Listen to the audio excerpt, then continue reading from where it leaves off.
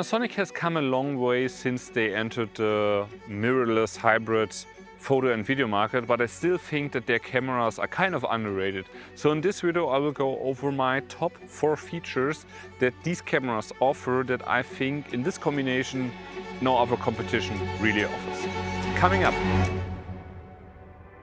So just to clarify, during my career I've shot with basically every camera that you can imagine, and that also doesn't mean that we only shoot on Panasonic these days. We are shooting on Red, we are shooting on Blackmagic, Canon, you name it. But recently, or over the last year, we have also shot a bunch always on Panasonic, because these cameras offer a lot of value for their money and they have some really great features that I think makes our life a whole lot easier. So in this video I will talk specifically what I think what makes these cameras so special. So the first feature is open gate recording, especially full frame 6K open gate.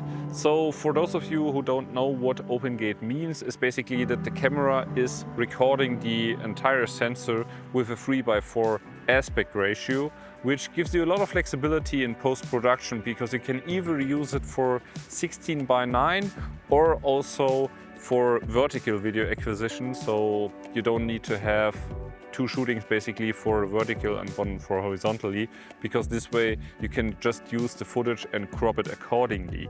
And also this aspect ratio gives you a lot of flexibility or the necessary height when you want to shoot anamorphic, but that's another point. But it appears that this is a new feature, but it actually is not, since Arri is using open gate since basically forever, and also Zcam had open gate. The second feature is full anamorphic support, and I briefly talked about it just ago, but these cameras are giving you full anamorphic support, meaning you have full de-stretch or de-squeeze in camera from all the formats that you can imagine. It's from 1.3, 1.33, 1.5, 1.8, all the way up to 2x anamorphic. And in other cameras, even in cinema cameras, they might have just some, but not all. And especially in Panasonic cameras, you have them all, which is really good. And also in conjunction with the open gate recording. For example, if I'm recording on this camera 6K open gate with a 1.5x stretch, I'm getting an output which is very close to the scope ratio to 2:1 or 2:391. So, which is really great that we have that on these cameras. And I would wish that more cameras would have that, especially also cinema cameras, which we don't find on all of them, honestly.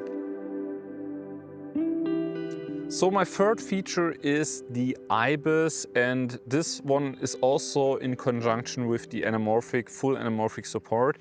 And I think we all know by now that the IBIS on Panasonic cameras is class leading, best in class, so to say, but they somehow also figured a way that this also works with anamorphic, because in other cases, if you use anamorphic and the image gets stretched and everything, the IBIS totally messes up the stabilization. But they figured out a way to also make this work here, especially for the different de-squeeze ratios, which is pretty cool. And you can also set a different lens profile for each focal length and stuff like that. So that this works, and the way how it works in these cameras is just insanely good. I mean, we are filming all these talking heads these days with long focal lengths and just handheld, and you see how smooth that is basically. So my fourth feature are basically the exposing tools and all the viewing assists that you have on these cameras. For example, we have shutter angle, which is basically for every filmmaker a must, because if it has to be fast, then it just have to change the frame rate, and I don't have to worry about anything else. This is really great with shutter angle.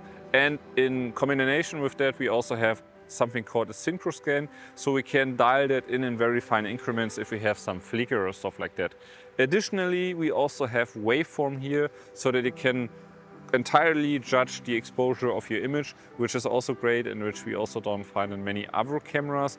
And also we have full LUT support and all the bells and whistles that you want to have. The only thing that I would wish that these cameras should have in the future is false color.